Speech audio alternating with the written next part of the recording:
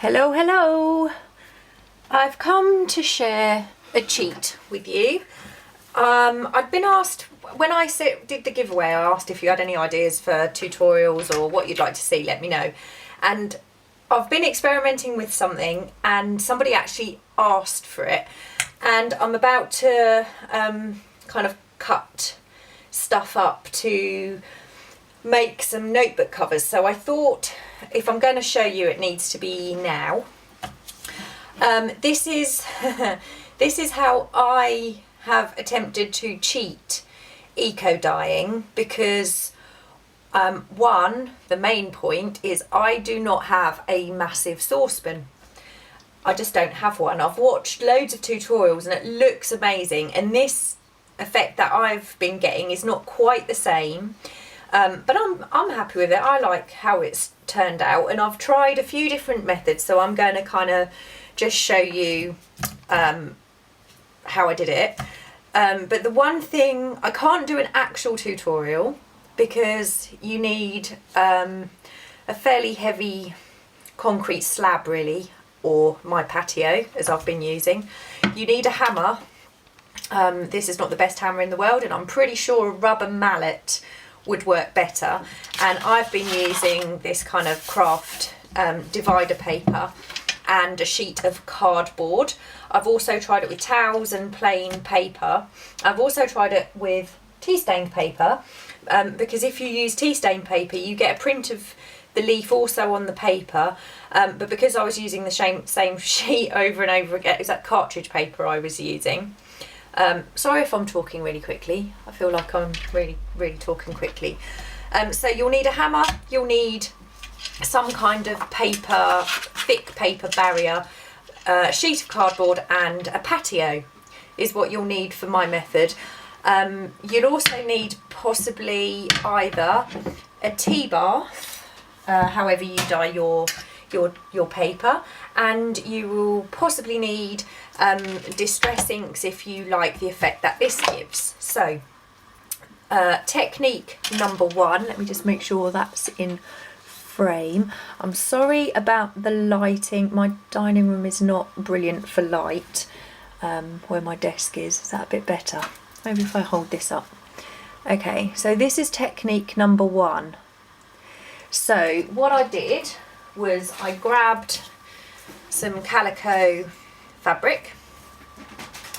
I took my fabric outside, I popped 3 leaves onto my sheet of calico, I covered it up with the paper, and then I beat it with a hammer. It's quite good if you're feeling a little bit stressed.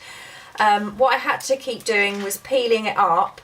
Look at where I had managed to beat the leaf and then what I did with it was I brought it in, I dunked it in a bath of tea, and I kind of scraped off all of the leaf.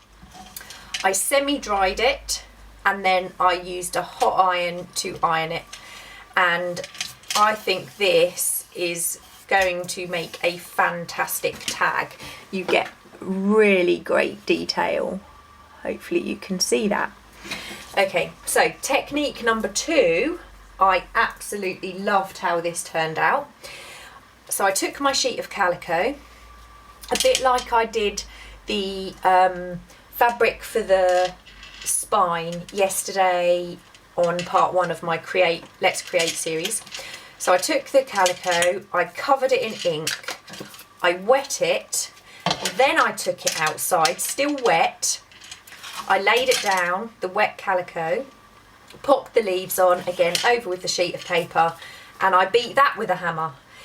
Now I used quite a variety of leaves. Oh, actually what I did was I folded the calico in half for this one. I absolutely love this. But I used all sorts. This is a lilac, from a lilac tree. This is from a pink marble.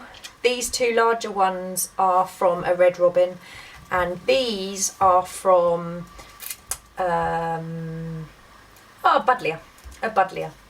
So depending on which way up the leaf was, this is the second half, you can see how it was folded. The back side looks just as pretty as the front side. So this was wet when I did it, and obviously the ink has bled quite a lot more. Let me hold this up and so you can have a better look. Same thing, beat it with a hammer. The lilac tree looks amazing. This is really nice and colourful because I didn't just use green leaves. So that was technique 2, ink, wet, beat it with a hammer. Technique number 3 was probably the most like eco dyeing fabric, but what I did this time was I left, I didn't use the ink this time. For this one I dunked the calico in tea. No, I didn't. I took it outside, the calico unwet, so it's dry calico, get my words out. I laid the leaves on one at a time, and this one you can see I beat with the hammer fairly heavily. This one not quite so much, or this one. I've also tried a dandelion. This is a rose leaf, and buddleia again, buddleia leaves. So I don't know if you're going to get a really good, I'm really sorry about the lighting. I hope you can see. This one is quite pale. That's the rose. If I hold it like that, you can see, hopefully you can see the detail. And this one in particular, you can see an awful lot of the veins of the leaf. I'm not sure if you can, and obviously I've cut this in half because, like I said, I was just about to start making notebook covers with all this. This leaf looks quite similar to the long kind of eco dyeing process. So once the dry calico, beat it with the leaves. Obviously I didn't double this one over, this was laid out individually. I then brought it in, I then dunked it in tea, scraped off all the old leaves, semi-dried it outside in the sun because we've had a bit today, and then hot iron, same thing. So that is that technique. And this one, although the colour, the bright coloured one is probably my favourite, this one I think is the most kind of reminiscent of eco dyeing. I'm sorry, I'm in the light. I've got to sort out some lighting. This is a great new camera setup because I can literally chuck on my camera and film. I don't know if you can see very clearly. These are from my something japonica, known as bachelor's buttons. These leaves are from that plant. And there's also pink marble. This one, I don't know if you can see, that's ivy. These are, again, I think these are red robin, and these are the buddleia.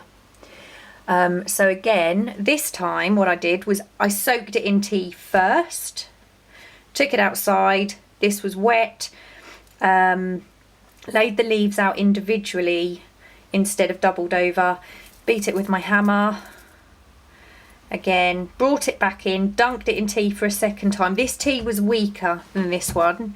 This one is, you can see, hopefully, this fabric is a bit darker than this one. So this was a stronger tea. This one was not so much because I'd had to make a fresh batch and didn't want to open a new pack of tea bags, so I only used 4, I think.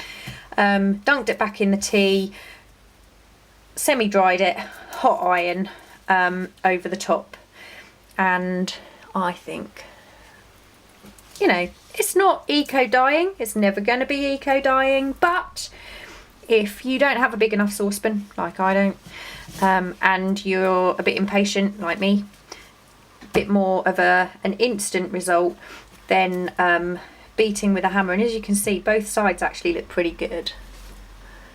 Beating it with a hammer, I just now need to get a better selection of leaves.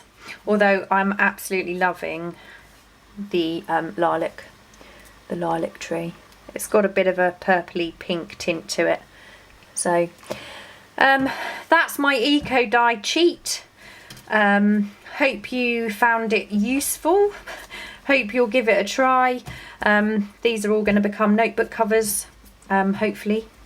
I have seen a tutorial where somebody has fastened their tea dyed fabric by putting it in a bath of white vinegar and warm water, and I do not remember who the tutorial was from.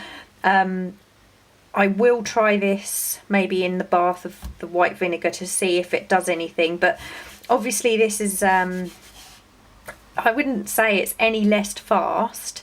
Now it's been hot tea and hot iron. I don't think it's going to be any less fast than the eco dyeing technique. There's probably someone out there who's going to come on and say, no, you can't do that, it doesn't work. But it's, you know, I'm happy with it, and it's my cheating eco dyeing. So like I said, hope you find it useful. I will be back tomorrow with part 2 of the Let's Create, and we are going to